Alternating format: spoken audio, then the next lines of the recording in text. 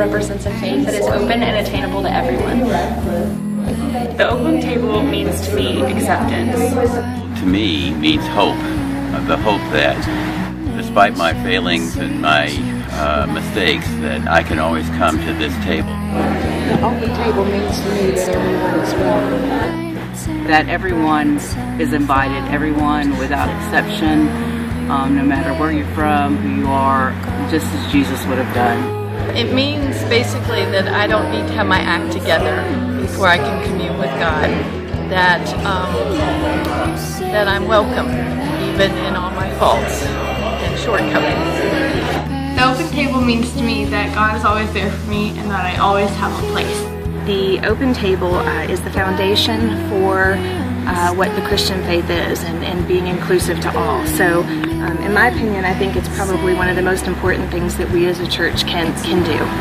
The open table, it doesn't make a difference what your background is, where you've been, where you've come from. That's the point in my Christian walk in which I am the closest to what Jesus actually did and the closest to the people with whom I believe. We are all accepted by God, welcomed by God. And that's important to me because I grew up in a faith tradition where not everyone was invited to the table. Open table is very important to me every Sunday. To heal all wounds, I've loved you from the start. The open table is important to the world because I know I can bring anyone to church and know that they'll have a place. The open table is important to the world because it shows that we're all equal and that no one is less than or greater than anyone else, and that God loves us all. The open table is important to the world because it reinforces that we are all children of God. It means that Jesus died for everyone, not just Christians, not ones who have already accepted Christ, but the ones who are indeed lost. The open table is important to the world because it eliminates barriers that in some situations keep people from encountering God.